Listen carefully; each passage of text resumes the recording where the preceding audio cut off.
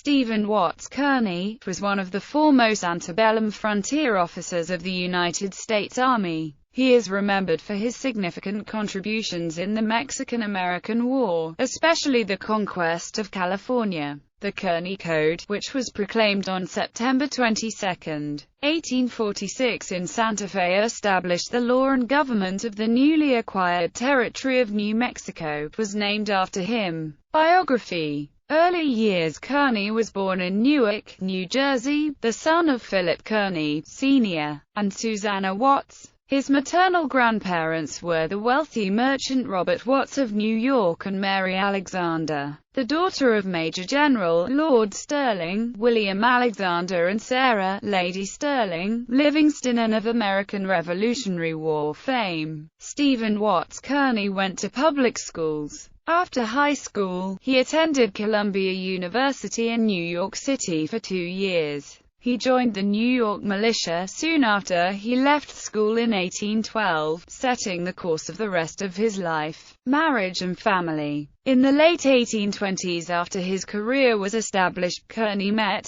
courted and married Mary Radford, the stepdaughter of William Clark of the Lewis and Clark expedition. The couple had 11 children, of whom 6 died in childhood. Career. Kearney served as a first lieutenant in the War of 1812, and at the end of the war, he chose to remain in the U.S. Army. He was assigned to the western frontier under command of Gen. Henry Atkinson. In 1819, he was a member of the expedition to explore the Yellowstone River in present-day Montana and Wyoming. The 1819 expedition journeyed only as far as present-day Nebraska, where it established Cantonment, Missouri, later renamed Fort Atkinson. Kearney was also on the 1825 expedition that reached the mouth of the Yellowstone River. During his travels, he kept extensive journals, including his interactions with Native Americans. In 1826, Kearney was appointed as the first commander of the New Jefferson Barracks in Missouri south of St. Louis. While stationed there, he was often invited to the nearby city, the center of fur trade, economics and politics of the region. By way of Meriwether Lewis Clark, Sr., he was invited as a guest of William Clark of the Lewis and Clark expedition. In 1833, Kearney became the lieutenant colonel of the newly organized 1st Dragoon Regiment. The U.S. Cavalry eventually grew out of this regiment, which was redesignated the 1st United States Cavalry in 1861, earning Kearney his nickname as the Father of the United States Cavalry. The regiment was stationed at Fort Leavenworth in present-day Kansas, and Kearney was promoted to the rank of colonel in command of the regiment in 1836. He was also made commander of the Army's 3rd Military Department, charged with protecting the frontier and preserving peace among the tribes of Native Americans on the Great Plains. By the early 1840s, when emigrants began traveling along the Oregon Trail, Kearney often ordered his men to escort the travelers across the plains to avoid attack by the Native Americans. The practice of the military's escorting settlers' wagon trains would become official government policy in succeeding decades. To protect the travelers, Kearney established a new post along Table Creek near present-day Nebraska City, Nebraska. The outpost was named Fort Kearney. However, the Army realized the site was not well chosen, and the post was moved to the present location on the Platte River in central Nebraska. Mexican-American War. At the outset of the Mexican-American War, Kearney was promoted to brigadier general on June 30, 1846, and took a force of about 2,500 men to Santa Fe, New Mexico. His Army of the West consisted of 1,600 men in the volunteer 1st and 2nd Regiments of Fort Leavenworth, Missouri Mounted Cavalry Regiment under Alexander Doniphan, an artillery and infantry battalion, 300 of Kearney's 1st U.S. Dragoons and about 500 members of the Mormon Battalion. The Mexican military forces in New Mexico retreated to Mexico without fighting, and Kearney's forces easily took control of New Mexico. Kearney established a joint civil and military government, appointing Charles Bent, a prominent Santa Fe Trail trader living in Taos, New Mexico, as acting civil governor. He divided his forces into 4 commands. 1. Under Col. Alexander William Donovan, with a little over 800 men, was ordered to capture El Paso, in the state of Chihuahua, Mexico, and then join up with General John E. Wool, the 3rd command of about 300 dragoons mounted on mules. He led under his command to California along the Gila River Trail. The Mormon Battalion, mostly marching on foot under Lt. Col. Phillips Street, George Cook, was directed to follow Kearney with wagons to blaze a new southern wagon route to California. Kearney set out for California on September 25, 1846 with a force of 300 men. En route he encountered Kit Carson, a scout of John C. Fremont's California Battalion, carrying messages back to Washington on the status of hostilities in California. Kearney learned that California was, at the time of Carson's last information, under American control of the Marines and bluejacket sailors of Commodore Robert F. Stockton of the U.S. Navy's Pacific Squadron and Fremont's California Battalion. Kearney asked Carson to guide him back to California while he sent Carson's messages east with a different courier. Kearney sent 200 dragoons back to Santa Fe believing that California was secure. After traveling almost 2,000 miles, his weary 100 dragoons and most of his nearly worn-out mounts were replaced by untrained mules purchased from mule herders being driven to Santa Fe, New Mexico from California. On a trip across the Colorado Desert to San Diego, Kearney encountered Marine Major Archibald H. Gillespie and about 30 men with news of an ongoing California revolt in Los Angeles. On a wet December 6, 1846 day, Kearney's forces encountered Andres Pico and a force of about 150 California Lancers. With most of his men mounted on weary and trained mules, his command executed an uncoordinated attack of Pico's force. They found most of the powder wet and pistols and carbines would not fire. They soon found their mules and cavalry sabers were poor defense against California Lancers mounted on well-trained horses. Kearney's column, along with the small force of Marines and volunteer militia, suffered defeat. About 18 men of Kearney's force were killed, retreating to a hilltop to dry their powder and treat their wounded.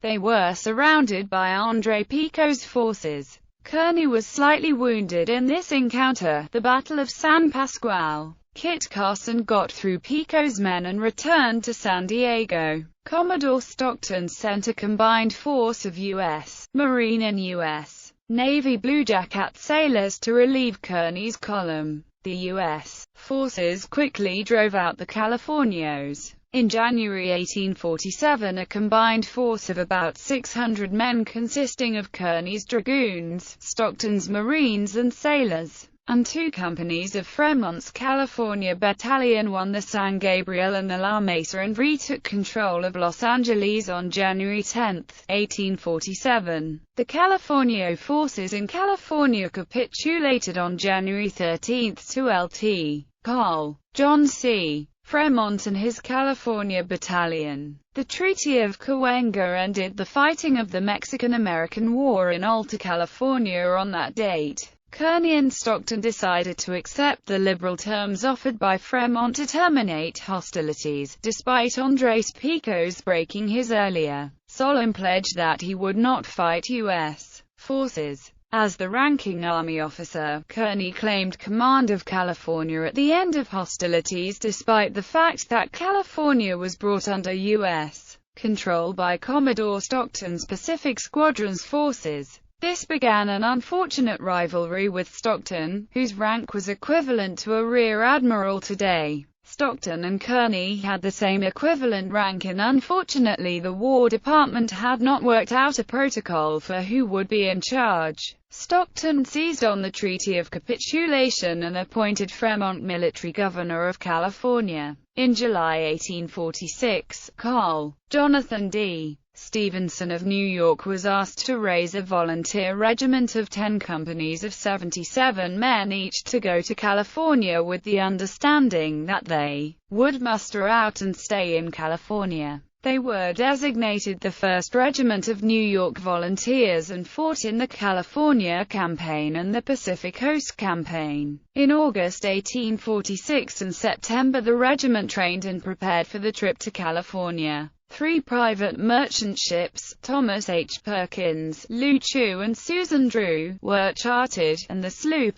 Preble was assigned convoy detail. On the 26th of September the 4 ships left New York for California. 50 men who had been left behind for various reasons sailed on November 13, 1846 on the small storeship Brutus. The Susan Drew and Lou Chu reached Valparaiso, Chile by January 20, 1847, and after getting fresh supplies, water and wood were on their way again by January 23. The Perkins did not stop until San Francisco, reaching port on March 6, 1847. The Susan Drew arrived on March 20 and the Lou Chu arrived on March 16, 183 days after leaving New York. The Brutus finally arrived on April 17.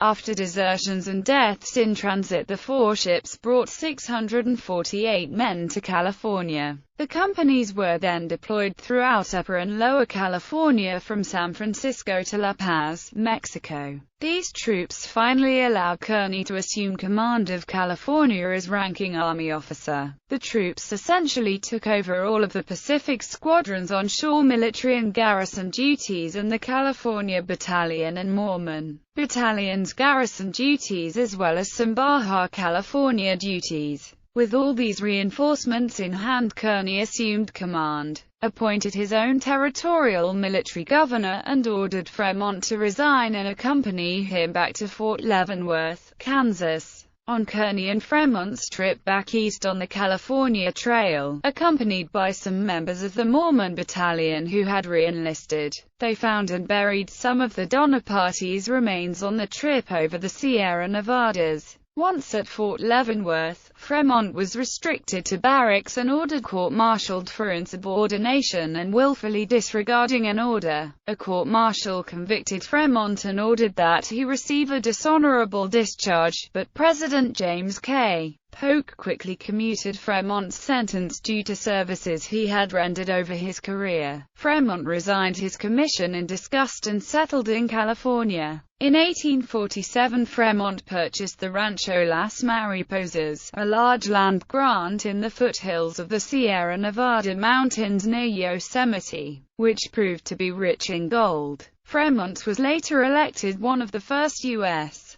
senators from California and was the first presidential candidate of the new Republican Party in 1856. Governorship and last year's Kearney remained military governor of California through August, when he traveled to Washington, D.C., and was welcomed as a hero. He was appointed governor of Veracruz, and later of Mexico City. He also received a brevet promotion to Major General in September 1848, over the heated opposition of Fremont's father-in-law, Senator Thomas Hart Benton. After contracting yellow fever in Veracruz, Kearney had to return to St. Louis. He died there in October at the age of 54. He was buried in Bellefontaine Cemetery, now a National Historic Landmark in St. Louis. Legacy. Kearney is the namesake of Kearney, Arizona and Kearney, Nebraska. Many schools are named after Kearney, including Kearney Elementary in Santa Fe, New Mexico and Kearney High School in the San Diego neighborhood of Kearney Mesa. Kearney Street, in downtown San Francisco, is also named for him, as is a street within Fort Leavenworth, Kansas.